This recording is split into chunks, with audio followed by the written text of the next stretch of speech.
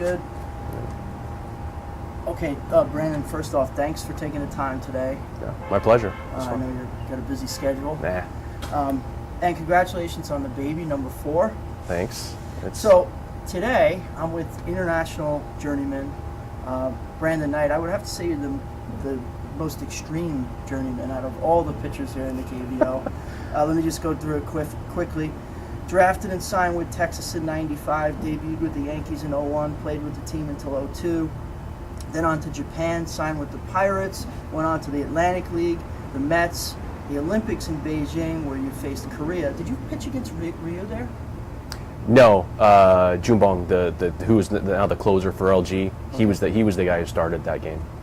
So you were on Team USA, then the Samsung Lions had the injury, and the last 2 years here with the Nexen Heroes. Thanks a lot again for coming on. Hey, anytime. So, what was your best moment in MLB? The defining moment for you that you can remember?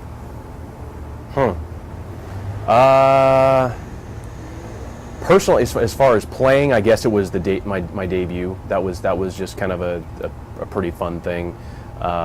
It was kind of in the Yankees' heyday at the time. They were still a dynasty going on, so there was a lot of energy in the stadium. It didn't matter who we were playing; it was sold out.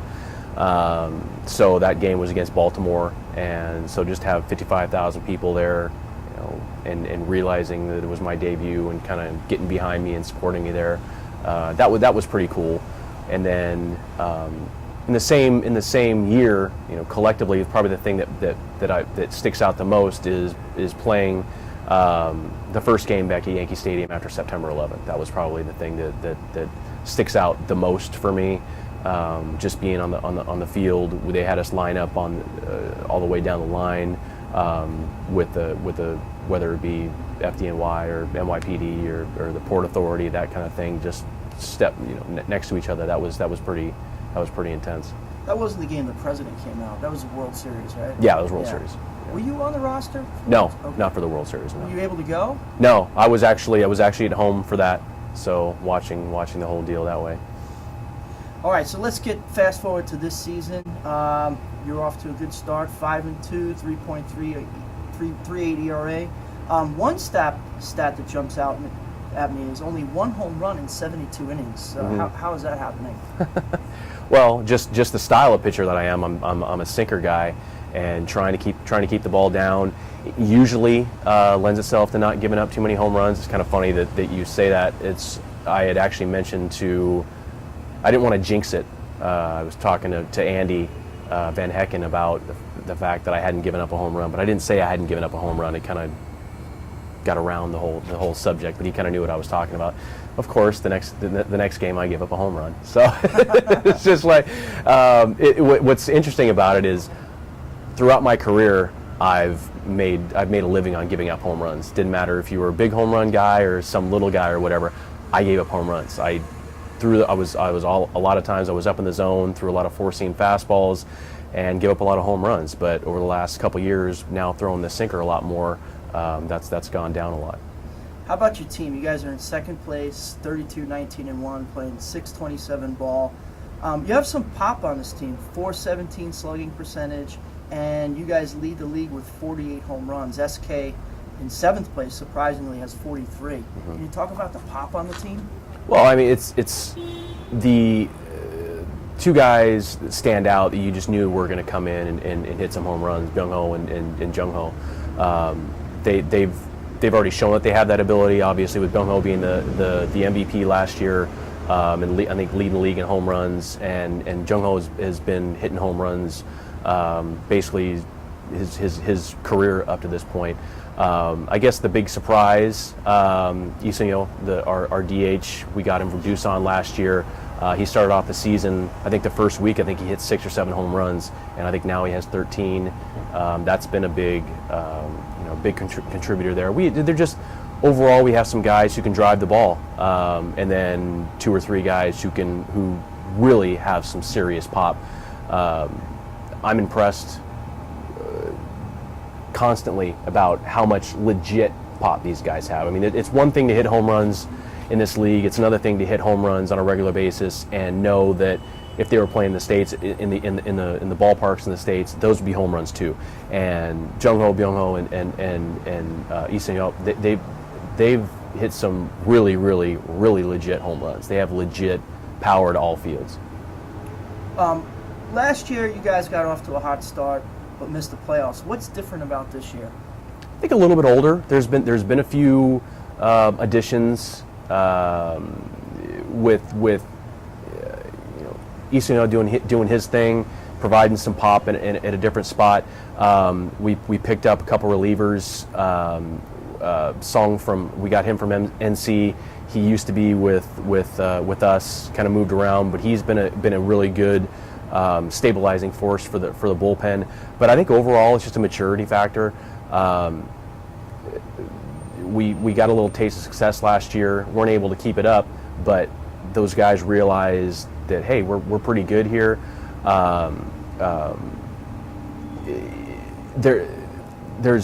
We have definitely some guys who are maturing into solid players. The potential was there, but they hadn't quite done it yet, and now that is definitely started happening. So and they're playing on a consistent basis. It's just a confidence thing. I think the guys overall are more confident than they were last year. I think last year it was, hey, it's fun, we're in first place for a couple games or whatever. Now it's more of an expectation. This year, hey, we've got a chance to make the playoffs, and now I think there's a real expectation in a lot of these guys' minds. Hey, we can be the best team in this league. Well, you probably, and Andy, but probably you have the most experience on the team. Are you sort of a leader on that team, despite the language barrier and all that? Are you one of the guys in the clubhouse who speaks up, or do a lot of guys come to you? I'd like to think so. I mean, I don't speak up very often. It's more when the players have a question, if they see something. It's not just the younger guys. It's the guys that are even. Itae-kyung, our captain, actually had some things to ask me yesterday, what he thought about certain situations. So yeah, I would think I'm also the oldest guy on the team. So with plenty of experience, whether it be here or in the States, and they'll ask me if this would happen in the States, or how would certain circumstance take place. So that makes me feel good. It makes me feel a little bit more part of the team, that they respect me and trust me enough to ask me my opinion on some certain stuff. I'll get into some of the differences, customs-wise, not rules-wise, between Korean and MLB. But one thing I saw last night, and I believe it's caused by one of these differences in the customs, is Young Kim came out of the game and was upset with the home plate umpire and threw the ball over his head. Now, in MLB, I'm not sure about in Japan, but in MLB, the manager, the pitching coach will come out, take the ball from the guy, and he's on his way. I mean, that's one of the customs that I'm kind of shaking my head out here.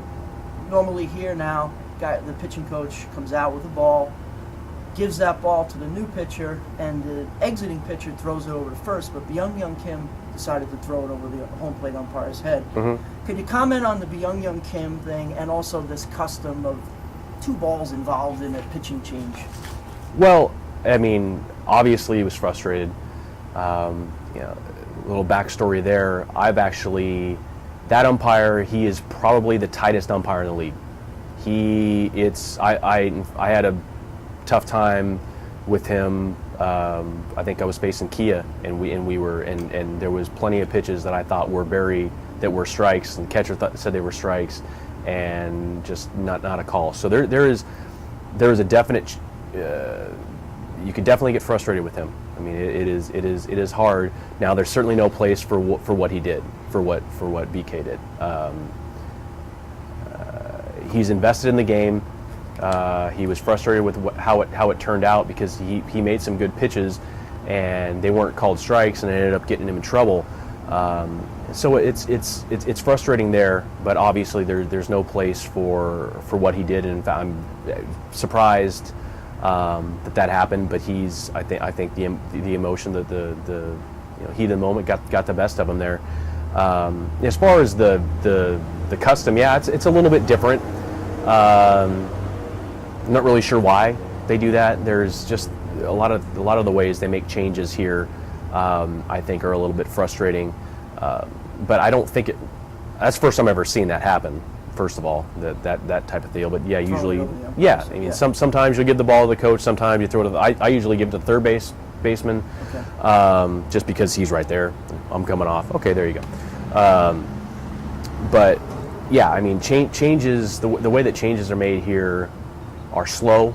The manager a lot of times has to come out and tell the umpire what's going on instead of the player. A lot of, like in the States, a lot of time, okay, I'm pinch hitting for so and so. Unless there's like a double switch, usually that's the way it goes. There's not this ceremony to it, and it also like from a pitcher standpoint, when a manager makes a pitching change, it takes forever. They think about it for a second, and then they have to walk out kind of to the umpire to tell him that the hitter is gonna pinch hit, and then the hitter comes out to the batting circle, and then he finally gets in the box. The whole time the pitcher just, okay, here we go. Whereas in the States, it's just like, okay, this guy comes out on deck, he's pinch hitting, he goes out there. I mean, the amount of time it's like that in Japan too. I think so. Yeah, it seems like it's definitely quicker there too. Yeah. A lot of things are slower here. So that's one custom. I'll run by the other ones that I've observed. I've only been here since August. Maybe you can think of some more.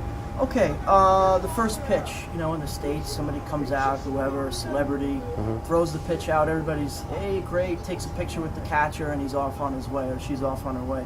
Here, you've got this person who comes out and kind of like does this, mock wind-up. Then they throw a batter in the batter's box, and they swing and miss, which is, in my opinion, really cheesy.